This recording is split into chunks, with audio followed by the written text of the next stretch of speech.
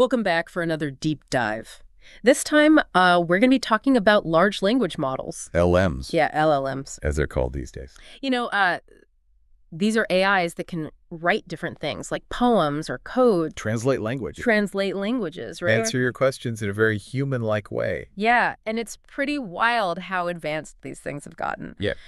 So we've got some excerpts here from the Wikipedia article on LLMs, and I guess to kick things off, for you, what's the most amazing thing about these LLMs? I think for me, it's really the scale and the capabilities. Yeah. It's pretty incredible that we're now at the point where we can build models that process information in ways that are so similar to and even surpass how humans can comprehend information. Yeah, it's crazy. It really is wild. Okay, so I definitely want to talk more about that. Sure. But first, let's kind of rewind a little bit. Okay. Give me like a history lesson here. History lesson, all right. How did we get to this point? So the concept of language modeling has been around for a long time. Okay. You can go all the way back to like the 70s. Oh, wow. With the IBM alignment models. Okay. Which were focused on like statistical language modeling. They really laid the groundwork, but they were really limited by the computing power available at the time. Right. And the data. And the data, exactly. So at what point did things really start to change? I would say there were two big things that changed the game. Okay. The first was neural networks. Okay. And the second was the internet. Right. So around 2012, neural networks started becoming very successful in things like image processing. Okay. And it wasn't long before researchers started to think, hey, can we apply these techniques to language? Yeah. Does it work for words? Yeah, exactly. Okay. And that's when things really started to take off. And I guess with the internet, that's when you suddenly have just this massive amount of text data. Exactly. To train these models on. Yeah. Exactly. The internet basically became this giant digital library for LLMs to learn from. Right. And as these models have grown and become more complex, they started to exhibit these really surprising abilities. Like what? So one example is OpenAI's GPT-2, which was released in 2019. Okay. And GPT-2 was so good at generating text that seemed like it was written by a human that OpenAI actually hesitated initially to release the full model. What? Really, because they were concerned about how it could be misused. Wow, so they were worried that it was too powerful. Yeah, they really were. That's crazy. Yeah, and I think it highlighted... A little scary, too. Yeah, it is a little bit scary. Yeah. It highlighted that there are ethical considerations that come with this technology. Right. But it also demonstrated that there was incredible progress being made. Yeah. So then in 2020, OpenAI released GPT-3. Okay. And in 2022, they released ChatGPT, which really brought LLMs into the mainstream. Yeah, ChatGPT is the one that I feel like everyone's been talking about. Yeah. It's almost like you can have a conversation with it. Yeah. And I think that's based on GPT-3. It's based on a model called GPT 3.5. Okay, 3.5, even newer. Yeah. Okay, wow. And so these models are trained on just such a huge scale that they're able to learn. That they can learn all these nuanced patterns in language. Yeah. It's really remarkable. So how does that training process actually work? Right. Because we talk about feeding these models all this data, but I'm still a little fuzzy on the specifics. Sure. Like, how do you even start?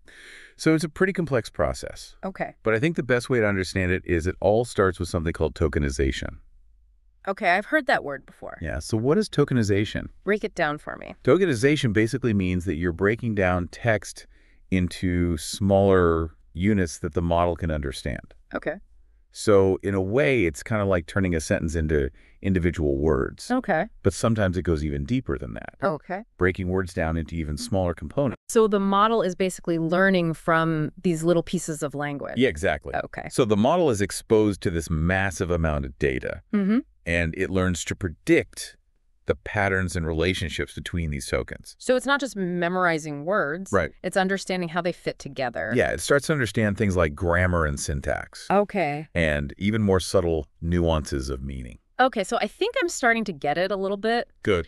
But you mentioned earlier that the architecture of these models has also been key. Absolutely. In their advancement. Yeah. So can you talk a little bit more about that?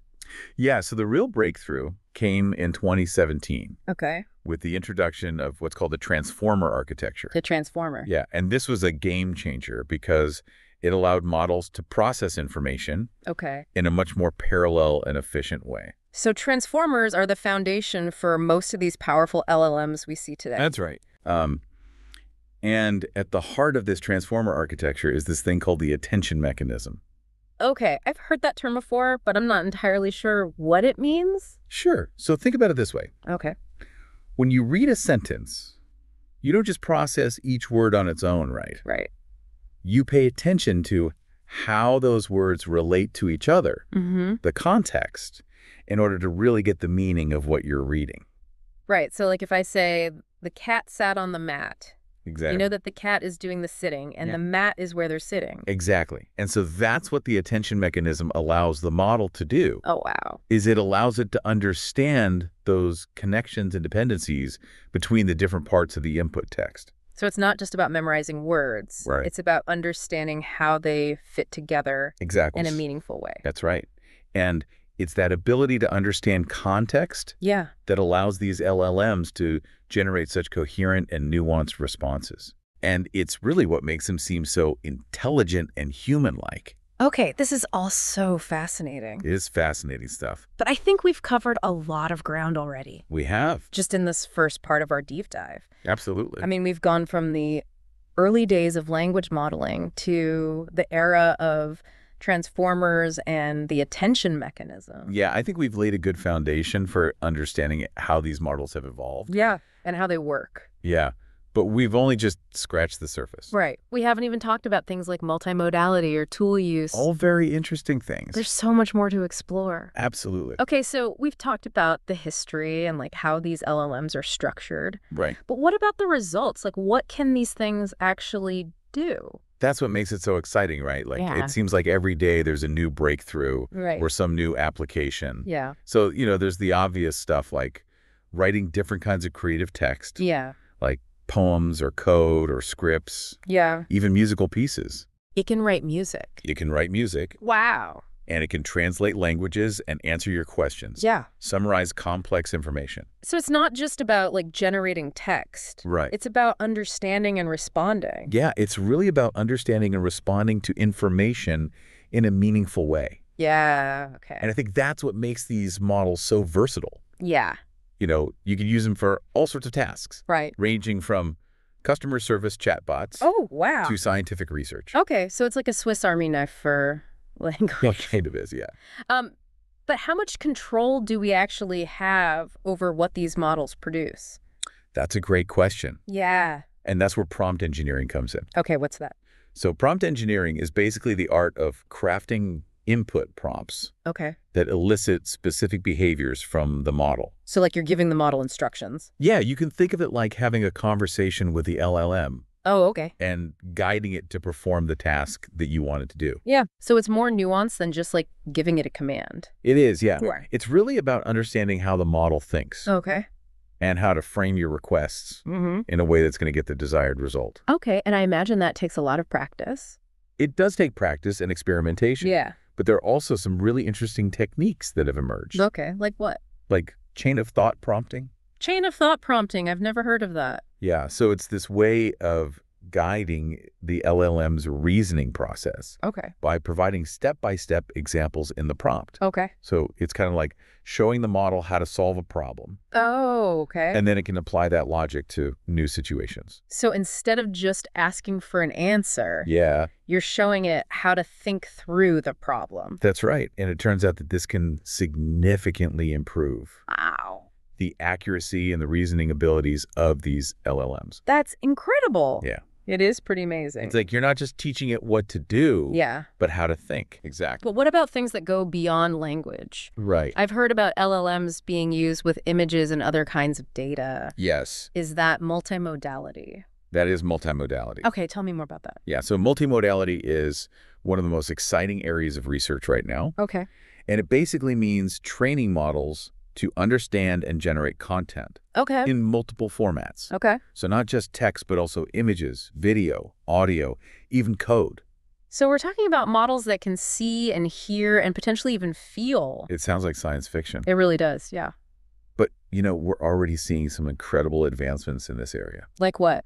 So, for example, GPT-4, which is the latest iteration of OpenAI's LLM, can now accept both text and images as input. Wow. And Google has developed this model called PaulME that can be used for robotic control. Really? Yeah. So it can guide robots to perform tasks based on both language and visual input. So they're not just processing language anymore. They're interacting with the world around them. That's right. It's like giving them senses and the ability to manipulate objects. How do they even train these models to understand different data types? Like an image is so different from a piece of text. Right. So it's a really clever combination of existing techniques. So they essentially use pre-trained models to convert things like images or audio into numerical representations that the LLM can understand. So it's kind of similar to how we tokenize text, breaking it down into these units that the model can then process. So it's like they're finding a common language that the model can use to understand all these different types of data. Exactly. And that opens up a whole new world of possibilities. Yeah, like what? So imagine LLMs that can analyze medical images to help with diagnoses. Or design buildings based on architectural sketches and verbal instructions. That's incredible. It's really mind-boggling when you start to think about the potential. But there's one more area I want to touch on, which is tool use. Tool use, Yeah, so tool use is basically the ability of LLMs to interact with external tools and software. To perform tasks that they couldn't do just on their own. So instead of just generating text, they can actually do things in the real world. Kind of, yeah. So for example, an LLM might be able to access a calculator to perform complex calculations. Or it might be able to query a database to retrieve specific information. Or even control a robot to manipulate physical objects. So you could have an LLM that can analyze data, write a report, and then use a robot to organize objects. Based on that analysis. That's right. The possibilities are almost limitless. Wow. So we've gone from mind-blowing to truly revolutionary. I know, right? It's incredible what these models can do. But, you know, with all this power comes a lot of responsibility. Yeah, it's pretty amazing all this stuff we've been talking about. It is. But I guess with any powerful technology, there's always the question of responsibility. Like, what are the risks here? Exactly. I think it's really important to think about the potential downsides. So what are some of the concerns that people are raising? I think one of the biggest ones is making sure that these models are used ethically. Because we have to be mindful that they could be misused. Yeah, especially as they get more powerful. Especially as they get more powerful and more accessible. Exactly. So, for example, one concern is that people could use LLMs to generate harmful or misleading content. Like what? Well, think about things like deepfakes. Or fake news articles. These models are so good at producing text that seems real that it could be used to deceive people. Or spread misinformation. That's scary. It is scary. And it feels like we're already seeing a rise in misinformation online, even without the help of AI. Yeah, for sure. So LLMs could potentially make this problem even worse. So it's crucial to develop safeguards. And to really educate the public about these risks. So media literacy is more important than ever? Media literacy is more important than ever, absolutely. We need to make sure that people have the skills to critically evaluate information that they see online. And be able to figure out what's real and what's fake. It sounds like a cat and mouse game, though, right? It is, Like, as technology advances, those who want to exploit it will find new ways. You absolutely will. To do so. But I am optimistic that we can kind of stay ahead of the curve. You know, there are researchers who are working on tools to detect and flag fake content. And there are a lot of people who are working to promote responsible AI development and use. So what can we as individuals do to help make sure that these models are used for good? That's a great question. I think the most important thing is to stay informed. And to be engaged. Like, pay attention to the conversations that are happening around AI ethics. You know, support the organizations that are working on this and advocate for policies that help ensure that these technologies are being used in a way that benefits society. So it sounds like the future of LLMs and AI in general is not just a technological challenge, but a societal one. It really is. Wow. It's up to all of us to really shape how these technologies are developed and how they're used. To make sure that they help humanity. To make sure that they serve humanity and don't end up harming us. Well, we've covered a lot in this deep dive. We have. You know, from the technical details And nuts and bolts. to the ethical considerations. It's a complex issue. Yeah. It's clear that these LLMs are powerful. Very powerful. With the potential to change a lot about our lives. I think so. Yeah. I think they really are going to have a huge impact. So I guess the key takeaway for our listeners is that LLMs are here to stay. They are. They're already having a big impact on the world, and that impact is only going to grow in the years to come. It's only going to get bigger from here. Well, thanks for joining us on this deep dive. It was my pleasure. We hope you learned something new about these amazing technologies. Yes, and a little bit unsettling, too. Yeah, a little bit unsettling. It's true. Yeah. And we encourage you to keep learning. Yeah, keep exploring. About the world of AI. Absolutely. Thanks again for listening, and until next time, stay curious. Stay curious.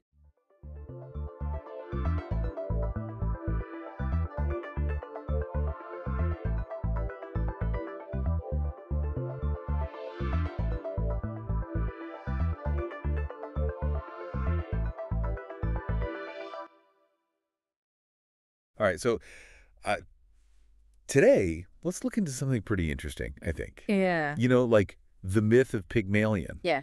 Right? Like the sculptor who fell in love with his own creation. It's kind of a wild story, but turns out there's a psychological phenomenon that's named after this whole thing, the Pygmalion effect. And it kind of suggests that expectations can actually, like, shape reality. Yeah, it's pretty much this idea that if you have like higher expectations for someone, they're going to do better, increase performance, and vice versa. If you have low expectations, it can hinder someone's ability to succeed. And so it's kind of like a self-fulfilling prophecy where just like the things you believe about someone can actually influence how they turn out. Okay, so for this deep dive, we've got research on this. We've got real-world examples. We even have some criticisms of this concept. That's right. Let's unpack it all. Sounds good. Okay, so one of the big things is this Rosenthal-Jacobson study. Yeah. This is like a kind of a classic example that people point to when they're talking about the Pygmalion effect. Yeah. So researchers went into an elementary school, gave these students a disguised IQ test. Yeah. They didn't know it was an IQ test. Right. And then totally randomly, they labeled some of these kids as intellectual bloomers. Yeah. Like they were expected to excel. Right. Like just randomly. Yeah, just completely random. And the thing is, what's really interesting is these kids that were just randomly labeled as bloomers. Oh, wow. Especially the younger ones. Okay. They actually ended up showing some pretty significant gains in their IQ scores by the end of the year. So like they started the same. Yeah, they started the same. But just being labeled as someone who was going to flourish, like, actually made them do better. Yeah, and there was no real difference in their ability at the start. It was just this label. Oh, wow. And it seemed to impact how they performed. So what's the thinking there? Like, how could that be? Well, one theory is that the teacher's behavior may have had, like, a big impact. Yeah. You know, they were influenced by these labels. So imagine, you know, you're a teacher and someone tells you, these particular students are going to do really well. Right. We might, you know, without realizing it, give those students more attention, more encouragement, maybe even harder work and things like that. And when you do that, you might actually be setting them up to succeed. So it's kind of like a loop almost, like higher expectations than different treatment. Exactly. Which then leads to better performance. Yeah, like a self-fulfilling prophecy in a way. Huh, okay.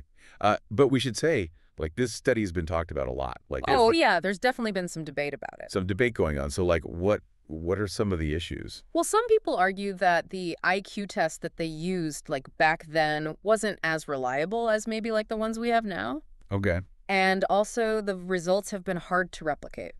Oh, so other people have tried to do the same study and it hasn't really panned out. Yeah, so kind of a big caveat. Yeah. It makes you wonder, like, how much can we really take away from this study if there are those kinds of issues? Yeah, like, is this something we should even be considering, or is this just like...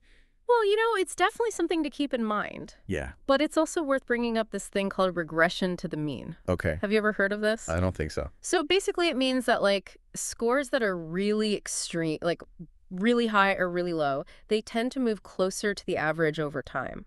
Okay. So, like, if you have someone who scores super high on a test one time, the next time they take it, it's probably going to be a little lower. Okay. And if someone scores really low one time, the next time it's probably going to be a little higher. Okay. Yeah, so this is... And this might have affected the results of the study, too. So it's like the kids who scored low just naturally would do a little bit better. Yeah. And the kids who scored high just naturally would do a little bit worse. Exactly. And that might have made it seem like the Pygmalion effect was happening when really it wasn't. It's possible. Yeah. Okay, so it sounds like this Rosenthal-Jacobson study is interesting, but maybe not like the end-all be-all of this conversation. Yeah, that's fair. I think that's a good way to put it. Are there other examples we can look at for this Pygmalion effect? Oh, yeah, absolutely. There are tons of examples. This effect has been seen in all sorts of places, like even in the military. Really? Yeah, so there's this study from 1982 with Israeli Defense Force trainees. Okay. And the instructors in this study were told that some of the trainees had like really high potential, even though they were actually chosen randomly. Okay. And guess what? What? Those trainees, they ended up doing better than all the other trainees. Wow. So even in like a really high pressure situation, like the military, this Pygmalion effect is still showing up. It seems like it's a pretty fascinating example of how powerful these expectations can be. So it's not just in schools. It's not just in the military. No, it's not. There was that nursing home example too, right? Oh, yeah, that's a good one too. So in this nursing home study, the patients that were told they were going to get better, they actually did better in their rehab. So are you saying like this effect can show up anywhere? Doesn't have to be. Yeah, pretty much anywhere where you're creating a sense of belief, whether you're doing it on purpose or not. Right. It can actually have a real impact on how people perform. So is this related to that Pygmalion leadership style? Yeah, that's a great example of this. So when leaders, consistently express and reinforce high expectations, they actually see their followers do better. So it's not just about teachers believing in students. It's about leaders believing in their teams, therapists believing in their patients. Exactly. Yeah, it really shows how powerful just that belief and expectation can be. It can have like a ripple effect. Yeah, and it goes outward and influences the outcome. Wow. Okay, and then there's the... and you can't forget about the Galatea effect. The Galatea effect, that's What was that one again? So that's where you're directly influencing someone's self-expectations. Okay. There's some research that shows that even just telling people they have a lot of potential can actually make them do better. Really? Even if their boss or their teacher isn't involved. Oh, wow. So that's just like directly impacting their own self-image. Just planting that seed can make a difference. That's crazy. But okay, so we've got all this research. It seems like this Pygmalion effect is real. But there are some people who don't really buy it, right? Oh, yeah, for sure. There are some people who push back against this whole idea. Like, what are their arguments? What are they saying? Well, like we said earlier, that Rosenthal-Jacobson study wasn't perfect. Right. And there's been more research since then that hasn't really found strong evidence to support this Pygmalion effect. Okay. Some people say that the effects, when they do happen, are usually small and they don't last that long. Okay, so what are we supposed to think then? Is this whole thing a myth? Or is there something to this idea, even if the science is a little iffy? Yeah, it's definitely not a simple answer. It's not black and white. There's definitely a lot of nuance to this. Right. One interesting argument is that maybe teachers' expectations aren't actually creating these outcomes. Maybe they're just reflecting what they already see in their students. Oh, so instead of like a self-fulfilling prophecy, it's just that some teachers are really good at spotting talent. Yeah, it could be that they're just really perceptive. Huh, that's interesting. Yeah, and that's exactly why this debate is still going on. We need more research to really figure out how this Pygmalion effect works. So it's fascinating. Yeah. But we got to take it with a grain of salt. Absolutely. Okay. Right. And it's not just about how teachers see their students, right? Like, expectations can go both ways. Oh, yeah, for sure. It's a two-way street. Yeah. It's not just teachers influencing students. Students can actually influence how their teachers see them, too. Oh, really? Tell me more about that. So there was this one study where teachers were asked to rate their own performance. Okay. But before they did that, the students were told to be extra attentive during the teacher's lecture. And guess what? The teachers ended up rating themselves higher when the students were paying more attention. Really?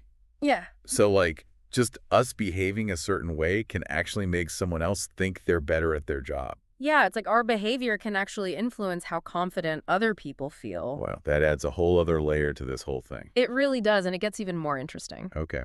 In another study, they told teachers that a particular classroom was either warm or cold before they even met the students. And then they watched how the teachers interacted with those classes. Okay. And the teachers who were told the classroom was warm They acted all friendly and encouraging. Wow. But the teachers who were told the classroom was cold, they were more distant and less engaged. So it's like they were already expecting a certain kind of vibe? Yeah, exactly. And then they acted in a way that kind of confirmed their expectations. Wow. It's like we're all just walking around influenced by these expectations. It seems like it, yeah, whether we realize it or not.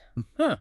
But is this Pygmalion effect, like, equally powerful for everyone? Like men, women, different cultures? That's a really good question, and the research seems to show that it might not be the same for everyone. Really? Yeah, there have been studies that focus specifically on women, Okay. and they haven't always found a strong Pygmalion effect. So even if people have high expectations for women, Yeah. they don't necessarily see the same performance boost. That's what the research seems to show. That raises a lot of questions. It does, doesn't it? Yeah, like what is going on there? Are there other things influencing this? Right, like maybe societal factors or biases could be playing a role too. It's a lot to think about. It is. This is all so interesting. We've covered a lot, Yeah, we have. but I want to hear more. Yeah. Let's keep going. Feels like we're just getting started with all this Pygmalion effect stuff. Yeah, it's pretty mind-blowing when you think about it. So, like, where do we go from here?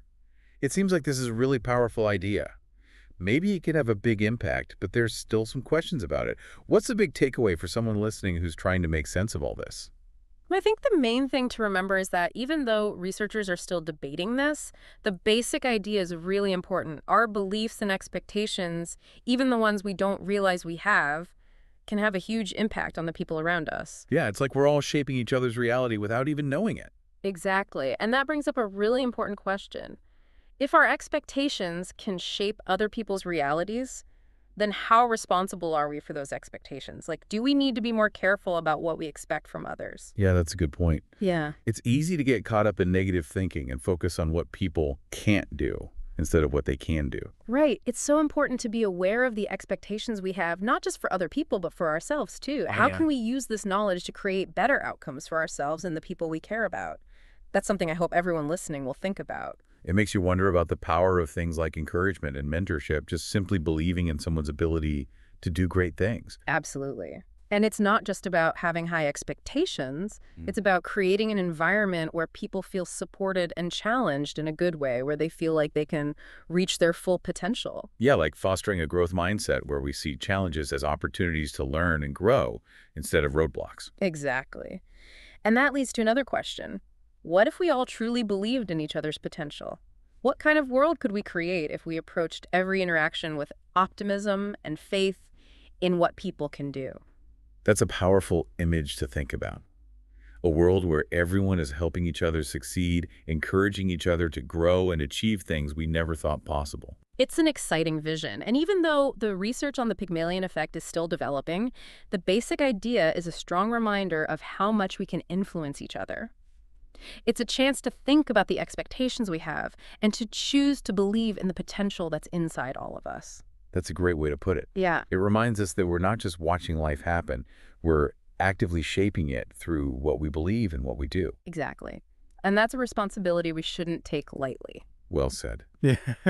Okay, so that was our deep dive into this fascinating, complex, and thought-provoking Pygmalion effect. Yeah, it's definitely a concept that makes us think critically about the power of expectations and how we can use that power to create positive change. A big thanks to everyone for joining us on this exploration. We'll see you next time. Keep those expectations high for yourselves and for everyone around you. You never know what amazing things can happen when we believe in each other. Yeah, it really makes you wonder, right? Like, what we could do if everyone had that kind of mindset. Absolutely.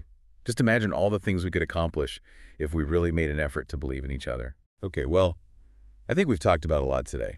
Is there anything else you think we should mention about this Pygmalion effect? Like, anything our listeners should really know?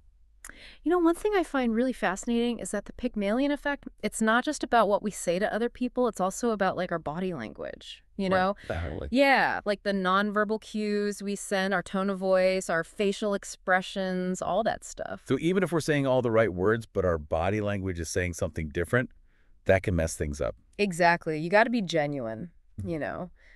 If you really believe in someone, that belief should show up in everything you do. How you talk to them, how you look at them, everything. It makes sense. It's like we're always sending these messages, even if we don't realize it. Right. And those messages, they can really add up over time. Think about it. If you're constantly hearing that you're not good enough or you can't do something, it's going to be hard to believe in yourself. That's a good point.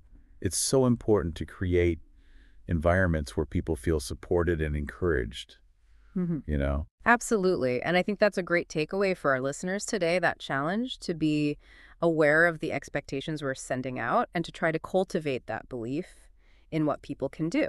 I like that. So to wrap things up, we've been talking about the Pygmalion effect, this idea that our expectations can actually shape reality.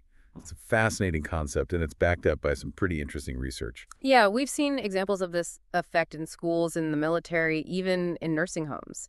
And while there are some criticisms of the research, the core principle seems pretty solid. Right. It seems like our beliefs and expectations really can have a big impact on those around us. So whether you're a teacher, a leader, a parent, or just a friend, it's worth taking a moment to think about the expectations you're projecting. Are you setting people up for success? Are you helping them to reach their full potential? And remember, it's not just about setting high expectations. It's about creating an environment where people feel supported and challenged in a healthy way. It's about fostering a growth mindset where we see challenges as opportunities for learning and development. That's a great way to put it. Well, folks, that's our deep dive into the Pygmalion effect. We hope you found it interesting and thought-provoking. And we hope it inspires you to go out and make a positive difference in the world. Thanks for joining us on the Deep Dive. We'll see you next time.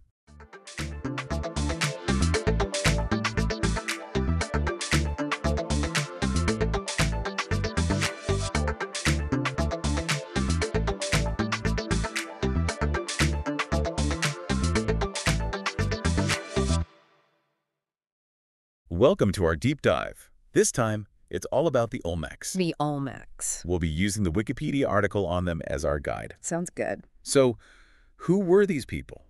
What made them so unique? And why are we still fascinated by them today? So many questions. Well, even their name has a story. Okay, I'm intrigued. Olmec means rubber people in Nahuatl. Nahuatl. The language of the Aztecs. They used that term for the folks they found living in the Gulf lowlands. But long after the original Olmec civilization had vanished, the Olmecs were already ancient history by then. Wow, so it's like a history lesson within a history lesson. Exactly. So when and where did these rubber people actually live? They flourished roughly from 1200 to 400 BCE. BCE, that's a long time ago. It is. In what's now Veracruz and Tabasco, Mexico, they're considered the earliest known major civilization in Mesoamerica. The earliest. That's incredible. Yeah, but here's the thing. They disappeared. Disappeared. Just like that. Suddenly, leaving the area practically empty for centuries, a real mystery. A vanished civilization. Okay, now I'm really hooked. Let's talk about where they lived. Was the Olmec heartland a welcoming place? Not really. Imagine swamplands, low hills, ridges, and volcanoes. Not exactly paradise. Challenging. But they built these amazing city-temple complexes there. Complexes. Like cities. Huge ones. Places like San Lorenzo Tenochtitlan, the earliest major center. Also La Venta, Tres Zapotes, and Laguna de los Cerros. Okay, I'm trying to picture all this. Swamps, volcanoes, and cities. Oh, and don't forget the Coatzacoalcos River Basin, a crucial transportation network for them. So how did this civilization even emerge in such a demanding place? Was it like, boom, overnight? Or was it a longer process? Definitely not overnight. It was gradual, with roots in early farming cultures dating back to 5100 BCE. 5100 BCE. We're talking millennia here. And they weren't just scraping by. The rivers provided fertile soil so they could support a dense population. And that led to a more complex social structure. Makes sense. More people, more organization needed. Right. You start seeing an elite class. And they, as always, desired luxury goods. Of course, the finer things in life. Exactly. And for the Olmecs, that meant trading over vast distances. Vast distances, like how far? Imagine getting jade from the Motagua River Valley in Guatemala, hundreds of miles away. Wow. They also traded for obsidian, that volcanic glass used for tools and weapons from places like Guatemala and Puebla. Why from so far away? Their heartland lacked obsidian, a valuable resource. So they really knew how to get around and make those connections? They did. But earlier you mentioned San Lorenzo was abandoned. Why? Especially when they were doing so well. It is a big question mark. Around 900 BCE, San Lorenzo is mostly abandoned, just as La Venta starts rising. Interesting timing. There's evidence of destruction at San Lorenzo, leading some to believe there was conflict, maybe an invasion. An invasion, that would explain the destruction. But recent research suggests something else. Okay, I'm listening. Environmental change, maybe rivers changed course, making life there much harder. So not war, but nature itself. Maybe. It's a reminder that the environment plays a huge role in a civilization's fate. Powerful forces at play. But you mentioned La Venta. It became the dominant Olmec center after San Lorenzo. It did. I've seen pictures of the Great Pyramid there. It's massive. And to think it's been eroding for centuries. Even eroded, it's awe-inspiring. But the offerings found buried inside. That's what's truly amazing. What kind of offerings? Tons of serpentine blocks, that greenish rock, intricate mosaics, polished jade celts, pottery, figurines, even mirrors made of hematite. Wow. Talk about making a statement. They knew how to do it. It makes you wonder, what did those offerings symbolize? What beliefs were tied to them? Exactly. It's what makes archaeology so captivating. Trying to unlock those secrets from the past. Right. Understanding a culture's beliefs through the objects they left behind. Another thing that fascinates me about the Olmecs is their influence. The Maya, the Aztecs, it's like they set the stage for everything that came after them in Mesoamerica. They're often called the mother culture of Mesoamerica. And for good reason, right? Absolutely. Their influence is everywhere. Art, architecture, religion, even some of their practices, like ritual bloodletting. Bloodletting? Yeah, they seem to have been among the earliest practitioners of bloodletting in Mesoamerica. Intense. We've found stingray spikes, maguey thorns, even potential bloodletting tools at their sites. So it must have been a pretty important ritual. It seems so. I guess when you're dealing with jaguar deities and giant heads, a little bloodletting maybe fits right in. But what about human sacrifice? Was that part of their world too? That's the question, isn't it? It's harder to say for sure. Harder than bloodletting. We haven't found clear evidence of human sacrifice at Olmec sites or in their artwork, like we see with later Mesoamerican cultures. No sacrifices. That is interesting. There are interpretations of their art that might hint at it. But nothing definite. We need more evidence. More pieces of the puzzle. Speaking of puzzles, what about writing? I read somewhere that they might have been the first in the Western Hemisphere to develop a writing system. That's a big claim. Is there anything to back it up? There is some evidence. In 2002, archaeologists found symbols at the San Andres site. Symbols? They look very similar to later Maya writing. Oh, wow. And then there's the Cascajal block, discovered in 2006. Tell me more about this block. A serpentine block found near San Lorenzo with 62 unique symbols carved on it. 62 symbols. Sounds like a potential writing system to me. Some scholars think it's the oldest example of writing in the Americas, even older than Maya writing. Hold on. Are you saying that this block could be the oldest writing in the Americas? Even older than Maya writing? Potentially, yes. That's incredible. It would be a major discovery if confirmed, could rewrite history books. But as always, there's debate. Of course. What's the debate about? Some are skeptical. It's a unique find, and it was removed from its original location, so... So more evidence is needed? To be certain, yes. It's like having one piece of a puzzle. Yeah. And trying to figure out the whole picture. Exactly. Okay, another puzzle then. What about the Mesoamerican long count calendar? Everyone thinks of the Maya, but could the Olmecs have been involved in its development? It's possible. Really? What makes you think that? Well, the long count calendar, it's incredibly complex. A base 20 system incorporating the concept of zero. Wow. And the earliest artifacts with long count dates. Yeah. Found outside the Maya heartland, some even in the Olmec region. So maybe the calendar came before the Maya? Maybe. Wait a minute. Are you suggesting that they might have invented the concept of zero? It's not impossible. The oldest known use of zero in the Americas is on Stela C at Tres Zapotes, a date of 32 BCE. 32 BCE. That's mind-blowing. If the Olmecs did invent the long count, they were centuries ahead of their time. Ahead of their time. I like that. Okay, one last first before you move on. The Mesoamerican ball game. The ball game. I know the Maya and Aztecs loved it, but Yeah. did it start with the Olmecs? It seems very likely. What makes you say that? We found rubber balls dating back to at least 1600 BCE at El Manatee, a site near San Lorenzo. 1600 BCE. Older than the pyramids in Egypt. Older than the earliest known ball court. So, they were playing with rubber balls before they even had proper courts. It seems that way. dedicated, I'd say. It really shows the importance of this game in Mesoamerican culture, even back then. And those rubber balls, well, they remind us of something else. What's that? The Olmecs were known for working with rubber. Remember their name? The Rubber People. Full circle. Okay, we have to talk about their art. It's incredible. I know the colossal heads get all the attention, but their artistic legacy is so much more than that, right? You're absolutely right. While the colossal heads are iconic, Olmec art, it spans a huge range of styles and materials. I can imagine. What do they use? Jade, clay, basalt, greenstone, you name it. Their sculptures range from naturalistic figures like the wrestler to stylized, mythical beings blending human and animal characteristics. I'm fascinated by those were jaguar figures. There's something so powerful, so mysterious about them. They give us a peek into Olmec religious beliefs. Okay, tell me more. They believed jaguars were the offspring of a jaguar and a woman. Played a big role in their mythology. A jaguar and a woman. Wow. And those recurring motifs, the downturned mouths, the cleft heads, the war-jaguar imagery, they're all clues to their worldview. So much symbolism packed into their art. Layers of meaning. Okay, we can't end this conversation without talking about the colossal heads. Heads. They're just too impressive to ignore. What do we know?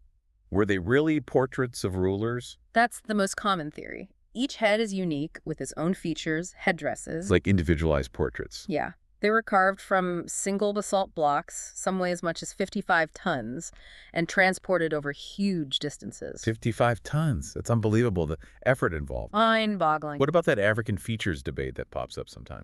Yes, it's been debunked, but people still bring it up. What's the truth about that? Well, some heads do have features like epicanthic folds, What's that, right? also found in some African populations, but similar features are present among indigenous peoples of Mesoamerica, too.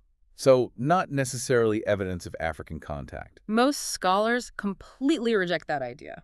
Interesting. So, those features, they're more likely. Artistic conventions, maybe, or even just limitations of working with those massive basalt boulders. Makes sense. And there's something else to consider. Okay, go on. Many of the heads show damage.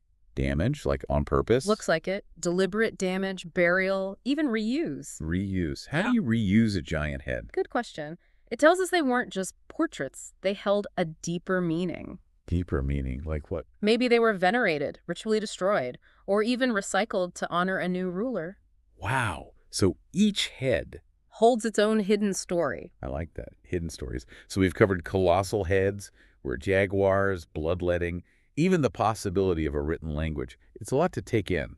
It is. But remember, we're just scratching the surface. We've been focusing on the grand, monumental aspects of Olmec culture. The stuff that's lasted for centuries. Right.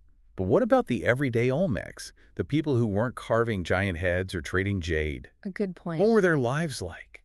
While San Lorenzo and Levento were impressive, most Olmecs lived in smaller villages, scattered throughout the region. Smaller, quieter lives. They farmed, fished, hunted, gathered, built homes, raised families, worshipped their gods. So their lives were a mix of the everyday and the spiritual. Just like ours today, in many ways. It's a good reminder as we marvel at these remnants of a great civilization. We should also think of the people. The people behind the monuments. Yeah. The farmers, the artisans, the families. Their stories matter too.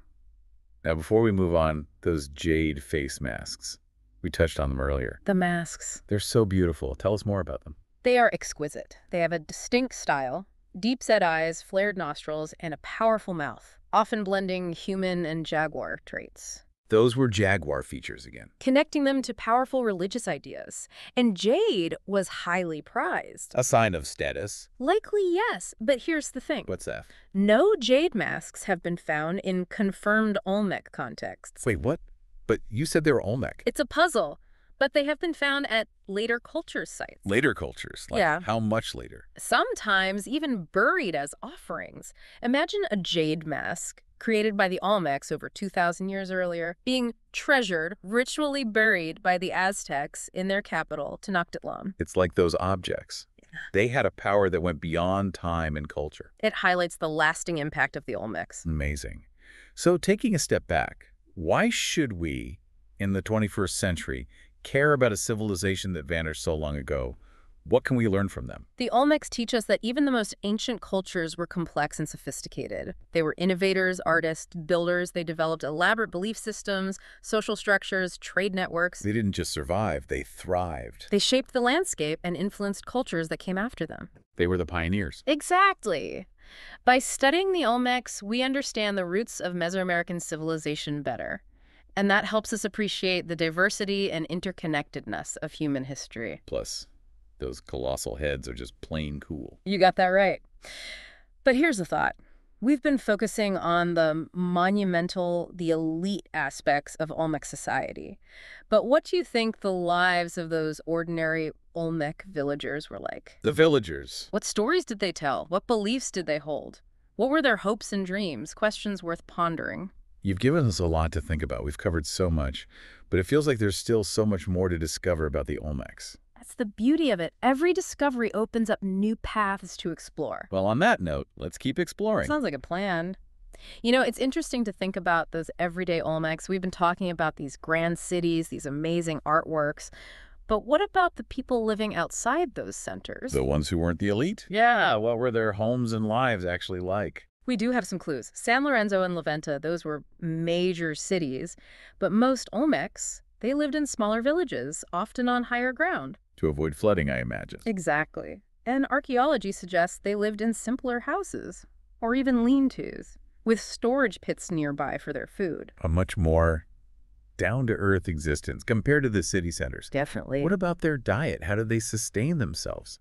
Agriculture was key. They practiced slash and burn to clear land for crops. Slash and burn, so literally cutting and burning the forest. To make space for planting maize, beans, squash, cassava, sweet potato. Imagine clearing those dense forests. That must have been so much work. Back-breaking, I'd say. But farming wasn't their only source of food, of course. They had other options. They supplemented their diet with fishing, hunting, and gathering, whatever the environment provided. Makes sense. A diverse food strategy. What's really interesting, archaeologists have been studying midden surveys. Midden surveys. Basically. Ancient trash heaps. Yeah. In San Lorenzo, specifically. So looking through their garbage. Exactly. And they found that domesticated dogs were a major source of protein. Wait, they ate dogs? It seems so. Wow. Not what I expected. I guess it shows how different their world was, even though they had the same basic needs as us. Different, but also similar in many ways. And it's those differences that make studying them so compelling, don't you think? Definitely. Okay, before we move on, I want to go back to those jade face masks. We touched on them earlier. The masks, yes. They're truly incredible works of art. Exquisite. Can you tell us more about them? Absolutely. Deep-set eyes, flared nostrils, a strong mouth. They have a very distinct style. And often, they seem to blend human and jaguar traits. Those were jaguar features again. It's a recurring theme, isn't it? It is. It connects those masks to those powerful religious ideas about jaguars. And jade itself, a very valued material. So the masks were probably connected to the elite. Likely. Markers of status, maybe. But here's the strange thing. Okay, what's the strange thing? No jade masks have actually been found in confirmed Olmec contexts. So we think they're Olmec. But haven't found definitive proof. Yeah? Yeah. A bit of a mystery. But they have been found at sites of later cultures. Later cultures? How much later are we talking? Sometimes even buried as offerings. Imagine a jade mask made by the Olmecs over 2,000 years earlier being treasured and ritually buried by, say, the Aztecs in their capital city, Tenochtitlan. A connection across centuries. It shows how enduring the Olmecs' influence was. Powerful stuff. Okay, thinking bigger picture for a moment. Why should we, in the 21st century, care about a civilization that disappeared so long ago? What can we learn from the Olmecs, really? They offer us a window into a time so different from our own. They remind us that these ancient cultures, they were complex, they were sophisticated, innovators, artists, builders. Thinkers. They really achieved so much. They developed these elaborate belief systems, social structures, trade networks. They shaped their environment and they influenced the cultures that followed them profoundly. So by studying them, we get a better understanding of the roots of Mesoamerican civilization. And it helps us appreciate the diversity, the interconnectedness of human history. I mean, let's be honest, those colossal heads, just plain cool. You got that right. But I want to leave you with a question to ponder. We've spent our time exploring the monuments, the elite, but what do you think life was like for those ordinary Olmec villagers. The villagers. Their stories, their beliefs, their hopes, their dreams, what were they like? It's something to consider as you keep learning about this fascinating civilization. So much to think about. It feels like we've covered so much. But there's always more to discover about the Olmecs, isn't there? There always is. That's what makes archaeology so exciting. Every misfind, it opens up more paths to explore. On that note, let's explore another fascinating side of the Olmecs. Their apparent fascination with transformation. It shows up in their art again and again, especially with those jaguar figures we talked about. What's with this theme of transformation? Why was it so important to them? It is a fascinating theme, isn't it? The idea of beings shifting between forms, blending human and animal, it pops up everywhere. Not just for jaguars, but creatures combining human, jaguar, bird, snake, even fish. Like they saw the world as much more fluid. The lines between different realms were blurred. A good way to put it. And it makes you wonder, what role did these transformative beings play in their beliefs? Were they powerful spirits, deities? Did they symbolize something about human potential, transcending our limits? It definitely sparks the imagination. Makes you think about how different cultures throughout history have tried to make sense of the big questions. Life, death, reality. Big questions indeed. And the Olmecs, with their focus on transformation, they offer us one unique perspective on those questions. So as we dive into this theme, let's look closer at some specific examples in their art. What stands out to you as especially intriguing? So many to choose from, but one that comes to mind, a sculpture called the Wrestler. The Wrestler. I've seen pictures. A seated figure, incredibly muscular, powerful physique, but it's the face. The face. Distinct feline features, like it's in between human and jaguar. A transformation, a blending. It's a captivating piece, like the artist is capturing a moment in between. A blurring of those boundaries. And that blurring of boundaries, it's a key part of Olmec art. They weren't afraid to show beals that defy easy categories, challenge our expectations.